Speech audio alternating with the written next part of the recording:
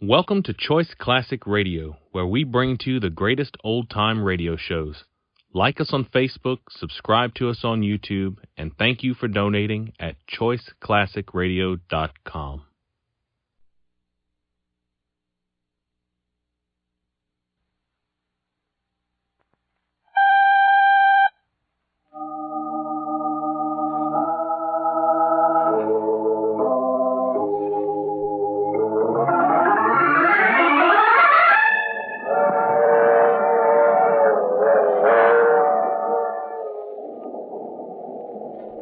Mutual presents The Mysterious Traveler.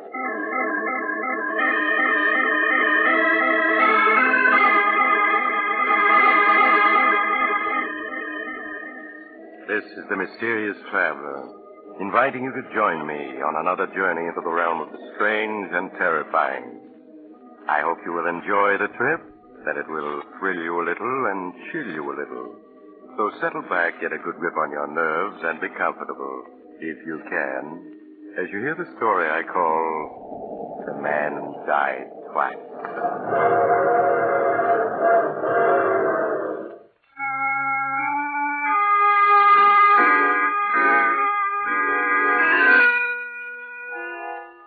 Tonight, we're going to delve into a murder most strange, one that confused many of the greatest legal minds of our day.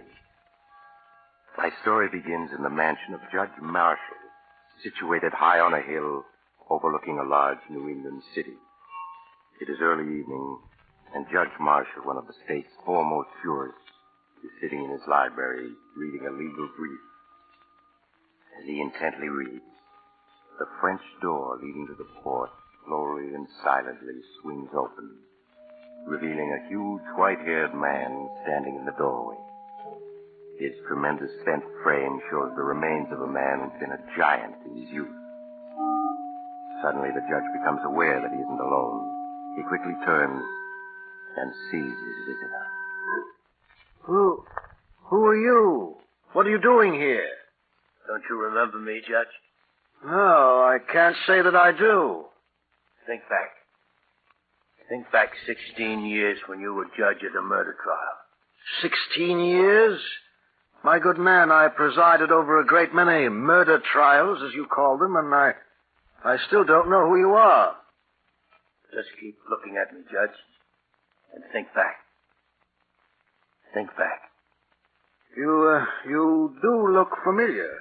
I'll help you remember. My name is Adams. Luke Adams. Luke Adams? Yes, now I remember. I sentenced you to prison for 25 years for killing a man. Yeah, for killing a man. You've aged, so that's why I didn't recognize you. Yes. It's hard to believe I'm only 45, isn't it? I presume you've been paroled? Yes. What do you want? I want to tell you my story, Judge. I want to tell you all the things I never got a chance to tell you at my trial. As far as I'm concerned, Mr. Adams, the case is closed. Now, if you don't mind... Then we'll reopen it. I've come to tell you my story, and you're going to listen. Very well, Mr. Adams. Sit down. Thank you. I don't know if you recall, Judge, but my wife, Millie, was a beautiful woman. Yes, I remember. She had the kind of beauty a man can't forget. Yes, and I suppose that's what caused it all. Millie and I grew up together, and I guess I loved her from the moment we met. The only reason she married me was because of the money I'd inherited. And when I lost it in 29, things were never the same again between us. She hated living in a small village, trying to stretch $1 into $2. Sometimes I think her smiling at other men was her way of getting revenge on me for the way we had to live. The angrier I got, the more she flirted, till she almost drove me out of my mind. Things went on like that, day after day, month after month.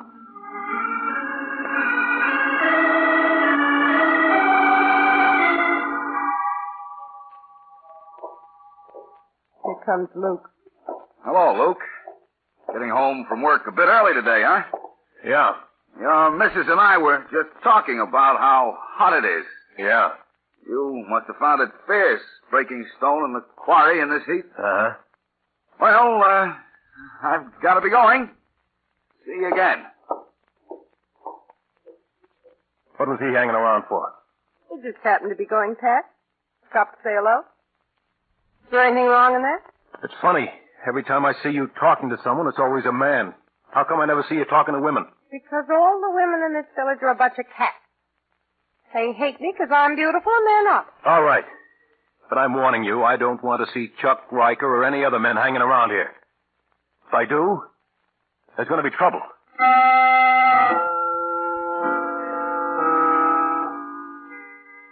The days went by. Millie hardly spoke to me.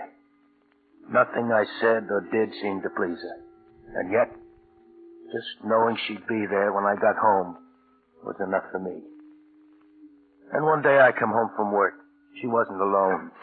Oh, hello, Luke. Home early, aren't you? What's he doing here? Chuck was going past, stopped in to say hello. Just like that, huh? I thought I told you not to let this happen again. If Chuck wants to call on me, why shouldn't he? Right, Chuck? Sure. After all, Luke, there's no use being old-fashioned. We've all known each other since we were kids. What harm is there in an old friend dropping in and... Why are you looking at me like that? There's lipstick on your cheek. You'd better let me wipe it off for you. Now, wait a minute, Luke. I can explain. There's no use fighting over... Get up. Now, wait a minute, Luke. Can't we... Get up. Talking won't help. You'll have to fight your way out. That's it. Pick up that poker. Come on, come on. What are you waiting for? Okay, you asked for it. You're gonna get it. No. No, Luke, no. This'll learn you. No. Not to hang around other men's wives. Before I'm through with you, no woman will want to look at you. Luke, stop it. He's out on his feet. Stop it. How does he look to you now, Millie? I'll throw him out, then you and I will settle a few things. Come on, you. Out you go. Here's a push to start you on your way. There. Now we come to you. You think I'm afraid of you? Go ahead, hit me. Ruin my looks so no man will ever want to look at me. Go ahead. Millie, don't talk like that. You know how much I love you. Why are you doing this to me? I know I haven't been able to give you all the things you want, but that's no reason to treat me this way. I won't stand for it, Millie. All right, then let's separate. You go your way, and I'll go mine. No, I couldn't live without you. You know that. I'll never let you go. You're mine, do you hear? Oh, stop it. Millie, don't turn away from You me. make me. All right. But I'll never give you up. Never.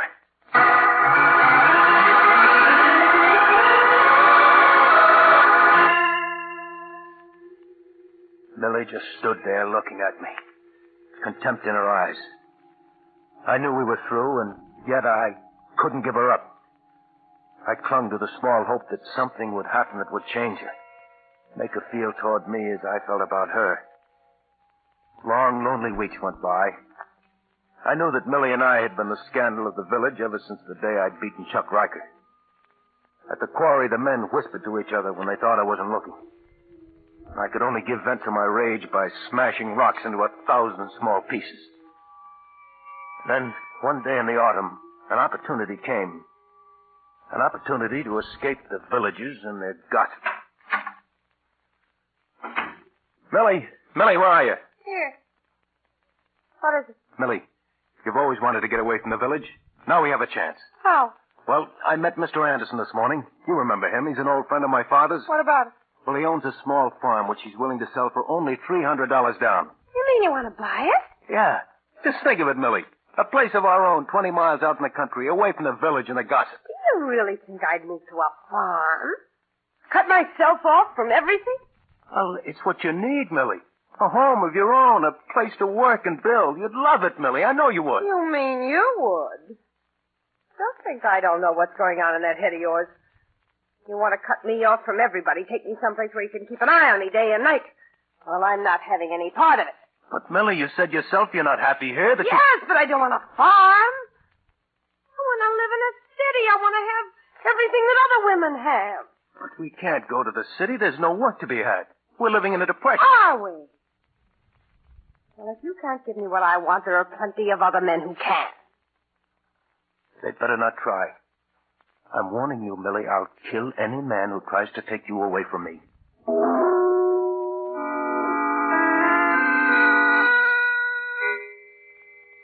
Weeks went by. Weeks in which Millie scarcely spoke to me. We lived as strangers in an uneasy truce. I worked from dawn to twilight at the quarry, and as I worked, I could sense the men gossiping about Millie and myself. I would think of Millie and wonder what she was doing at that very moment. Gee, Yeah, baby? I can't stand it anymore. I can't go on living with Luke. The way he stares at me with those big cow-like eyes of his, watching every move I make. Well, you'll just have to go on putting up with it for the time being. It's all right for you to say that. You don't have to live with him. Sometimes I wonder if you really love me. Oh, don't talk like that, baby. You know I love you. Would I be putting my neck out like this if I didn't? Nobody knows we're meeting secretly. Maybe not, but sooner or later someone will see us together, and then there'll really be trouble. Afraid? I've never run away from a fight yet. I don't mind telling you, I wouldn't like to mix with that gorilla husband of yours. I know, Steve. You've got to be careful. Don't worry, I intend to be. Just let me raise some dough, baby. Figure out one or two angles, and you and I'll be off for the big city. What about Luke? He'd be sure to follow. You don't know what he's like, Steve. He never rests till he found us. And when he did... Yeah, you don't have to draw me any pictures. I know that type. If we run off, we'd never have a minute's peace. We'd always be wondering when he was going to catch up with us. Yes. Oh, Steve, what are we going to do? Oh, I don't know, baby. I don't know. We'll just have to sit tight for the time being and be careful not to be seen together. All right, Steve. Oh, cheer up, baby. We'll make the big city yet, and until then, we've got this. Oh, yes. Yeah.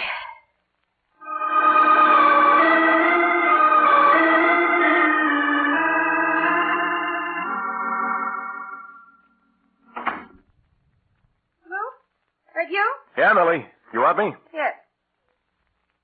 I've moved all your things up to the attic. I want you to sleep there from now on. Why? Because you keep me awake half the night with your tossing and turning, and you talk in your sleep. I talk in my sleep. What do I say? You keep yelling my names if I was murdering you or something. Oh, Millie. You'll be all right in the attic. Yes, Millie. Millie, can I talk to you for a minute? What is it? I saw Mr. Anderson again today. Millie, he says he's willing to let us live free for a year on his farm so we can see how we like it. And if we do, we can buy it. I told you before I'm not going to live on any farm. But, Millie, why can't we just try it? It won't cost us anything. If we don't like it, we can give it up. No, I tell you, I won't let myself be trapped like that. You're perfectly willing to take a chance on farming, but you won't consider going to the city. But there are 15 million men out of work. What chance would I have of getting a job in the city? If you had an ounce of courage, you'd try. You don't hear men like Steve Hopkins whining about the Depression and trying to make excuses for staying in this miserable hole. Steve Hopkins, huh? So that's it. You've been seeing Steve Hopkins? No, I haven't been seeing. You're wrong. You're lying. It's written all over your face. You're afraid, aren't you? You're afraid of what I'm going to do to Steve Hopkins. Now, Luke, listen to me.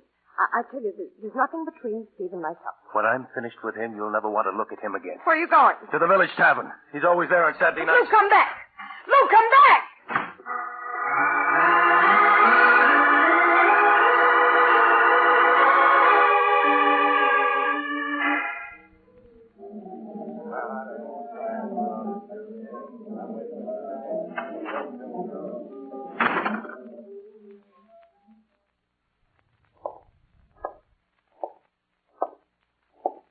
Hopkins, I want to talk to you. Well, go ahead, Luke. No one's stopping you. You've been making a play for my wife, and I don't like it. You're either drunk or looking for a fight. I haven't spoken to your wife in a year. You're lying. I know you've been seeing her these past weeks while I've been working. You better take it easy, Luke. You're getting to the point where you're suspicious of every man in the village. Don't try to smooth talk me. I know you've been seeing her, and if you try seeing her again, I'll kill you. You don't frighten me, Luke. And if I wanted to see your wife, not you or anyone else could stop me. Oh, no? I'll show you. Hey, boys, grab it. That's it. Let go of me. Let go of me. Hold on, then, boys. Now, Luke, as sheriff of this village, I'd advise you to take it easy. I'll kill him, Bert. I'll kill him. I don't like that kind of talk. Now, mind your manners. You spend the night in the lockup. No man's going to make a fool out of me and live. Now, get hold of yourself. If Steve was seeing your wife, it'd be common gossip in no time. You know that. He may have fooled you folks, Sheriff, but I know better. You can protect him here, but just wait until I catch him alone. Just wait.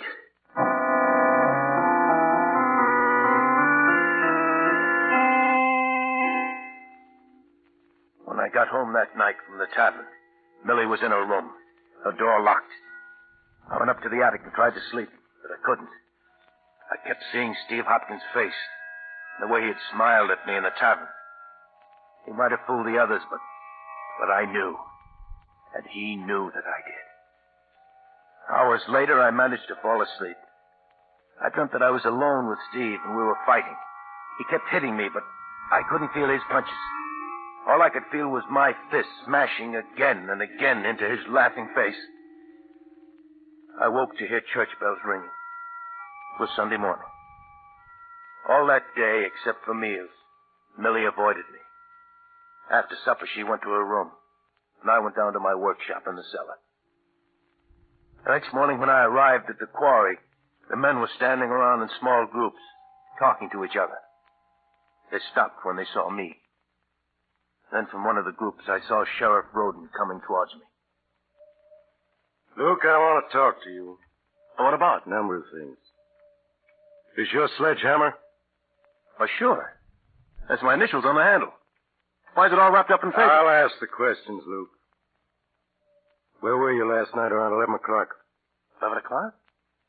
In my workshop in the basement. Why? Anybody with you? Oh, no, I was alone. Luke, you're under arrest. Under arrest? What for? For the murder of Steve Hopkins. For the murder of Steve Hopkins? Yes. His body was found in his cabin an hour ago.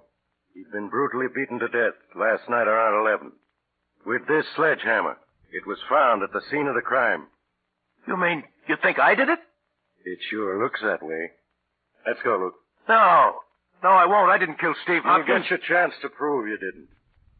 Now, let's go. No. I didn't do it. I tell you, I'm innocent. Grab him, man. Let go of me. That's it.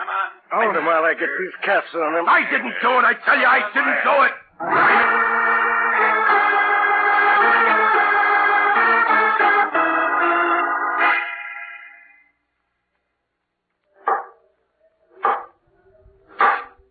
Silence in the courtroom. Proceed, Mr. King. Sheriff, will you tell the jury in your own words the time and circumstances under which you were notified of the death of Stephen Hopkins? On October 12th of last year, I received a phone call at 7 o'clock a.m. from Sam Morris. Said that he'd just stopped by at Steve Hopkins' cabin to pick him up for work and had found him murdered. I told Sam not to touch anything. When I got to the cabin 15 minutes later. Will you tell the jury what you found? Well, sir, that cabin looked like a slaughterhouse. I don't want to upset anyone with the details, so all I'll say is that Steve Hopkins had been beaten so badly the body was beyond recognition. You say the body was beaten beyond recognition. Right. Then how were you able to identify it as being Steve Hopkins? Well, first by the ring and wristwatch that was on the body. But most important of all, by the tattooing. By the tattooing? Yes, sir. Steve was quite a tattoo artist, and on his left arm he tattooed a heart with his initials and some girls on it.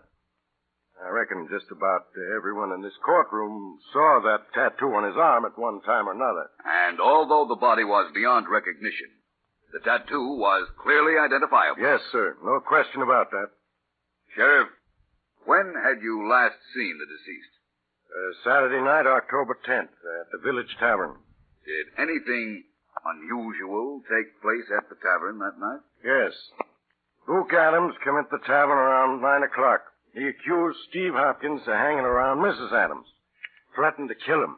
Sheriff, can you remember Luke Adams' exact words when he made that threat? Well, his last words before he left the tavern were, "Just wait till I catch him alone. Just wait." I see. Now, Sheriff, when you arrived at the scene of the crime, Did you find the death weapon? Yes, sir. Steve Hopkins had been beaten to death with a sledgehammer. I found it in the cabin, covered with blood. Was there any identification on the sledgehammer? Yes, sir. On the handle were carved the initials. L.A.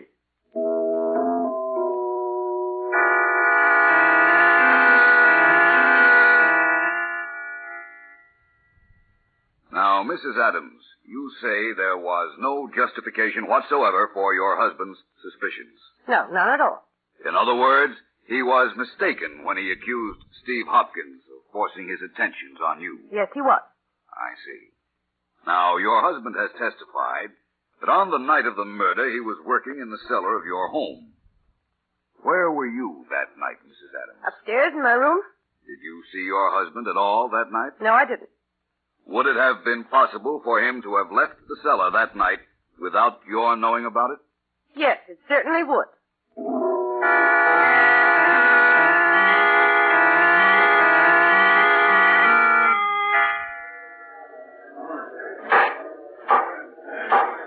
Silence in the courtroom. The prisoner will rise. Luke Adams, you have been found guilty of murder in the first degree with a recommendation for mercy. The court hereby sentences you to 25 years imprisonment in the state penitentiary.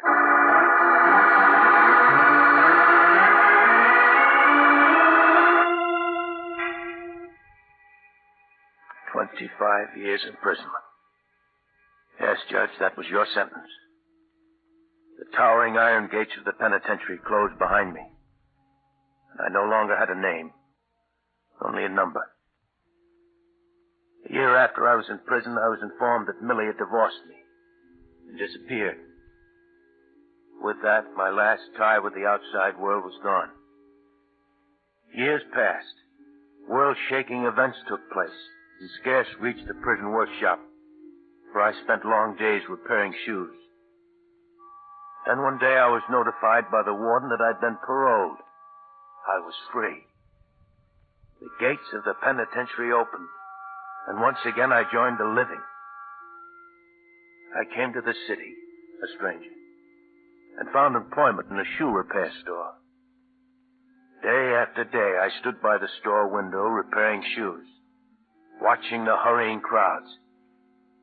Then late one afternoon, I saw a woman pass. A woman who was a stranger, and yet wasn't. With a sudden shock, I realized that Millie had just passed. Throwing down my tools, I rushed out of the shop and down the street after her. I found her in the crowd and followed. She had hardly changed at all in the 16 years that had gone by. There were streaks of gray in her hair, but she was as beautiful as ever. I followed her block after block, and soon we were in a residential section. She turned up the path to a large cottage, unlocked the front door, and went in. A moment later, I was ringing the doorbell. Yes, what is it? Don't you recognize me? No, I'm afraid not. It's me, Millie, it's me. How dare you force your way in here, Luke. Yeah, Millie. Luke, after all these years. What? You're in prison. I was paroled 6 months ago. Well, I'm glad to hear that, Luke. You must leave now. I'm busy right now. I can't Millie, talk. who is that? Millie, who are you talking to? Who's he? Steve Hopkins. Oh, you're mistaken. The name is Reed. Robert Reed. Steve, it's Luke. Luke, you're not dead. You're not dead. The body in the cabinet wasn't yours. No. I went to prison for your murder, but you're alive. They said I killed you, but you're alive. Yes. You let them put me in prison. You framed me. Luke, you must listen to me. You framed me. No, Luke, don't. I didn't. You framed Luke, me. let go of him. Let go of him. Don't, Luke. Don't. Whose body was that they found in your cabin? A young hobo I picked up by the railroad tracks. But the tattooing on the arm. After I killed him with your sledgehammer, I tattooed his left arm to look exactly like mine. I put my wristwatch and ring on the body and then beat him beyond recognition. And then you ran away, leaving me to stand trial for murder. Look, what are you going to do? What am I going to do? You remember Judge Marshall, don't you, Millie? Yes, I remember him. Well, I read in the papers a few weeks ago that the judge lives here, in a fine mansion overlooking the city. What are you getting at? Steve and I are going to visit Judge Marshall. No, Luke, no. You know what that would mean. Look, we have some money. If you'll just forget what's happened, we'll give you money, plenty of it. Yes, we'll give you $10,000. $20,000. I'm not interested in money. Come on, Steve. Luke, you can't do this to me. You can't. Luke, you once loved me. For my sake, Come don't. along, Steve. No, I won't go. If they find out about that hobo, they'll hang me. I wouldn't have a chance. You'll come, Steve, one way or another, understand? Yes. Yes.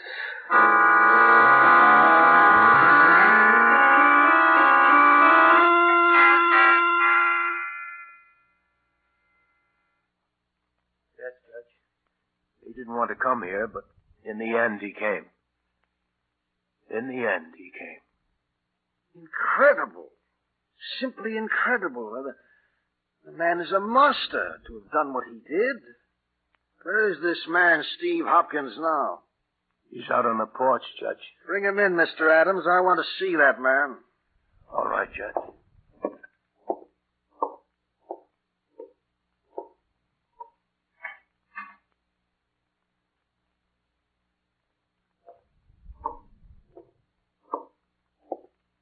Why are you carrying him? He can't walk. Can't walk? What's wrong with him? He's dead. Here, Judge.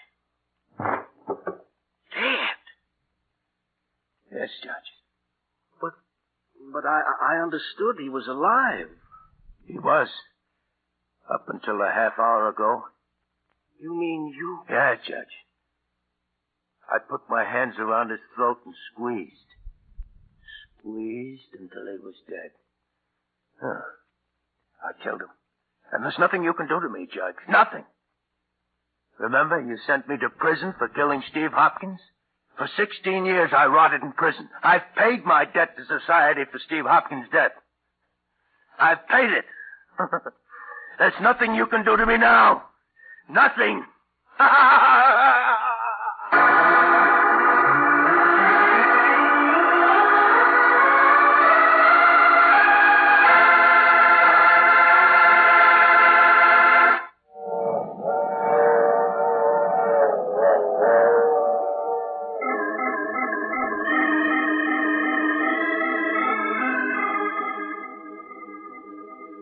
This is the mysterious traveler again. Did you enjoy our little trip? What happened to Luke Adams? Well, his case became one of the most celebrated controversies of the day. Some legal minds claimed he couldn't be sent to prison again. He'd already been punished. Other legal experts insisted he should be tried again. But in the midst of this raging controversy, poor Luke Adams died, and his case was never decided. What do you think? Should Luke Adams have been tried for murder again? Or having already served 16 years for Steve Hopkins' murder, should he have gone free?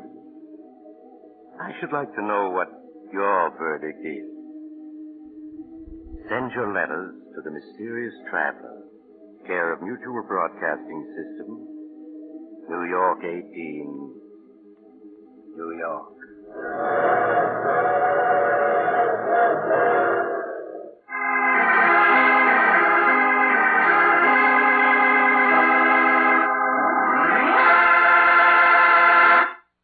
You have just heard The Mysterious Traveler, a series of dramas of the strange and terrifying.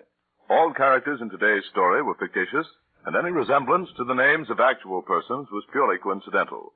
In today's cast were Maurice Tarplin, Art Carney, Elspeth Eric, Frank Behrens, and Jackson Beck. Original music was played by Paul Taubman. The Mysterious Traveler is written, produced, and directed by Bob Arthur and David Kogan.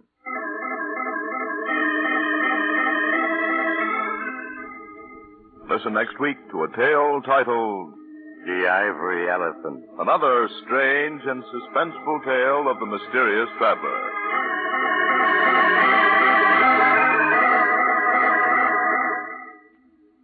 This program has come to you from our New York studios. Another program of tense and dramatic action will follow in just a minute. Stay tuned to this station for Official Detective. Carl Caruso speaking. This is the Mutual Broadcasting System.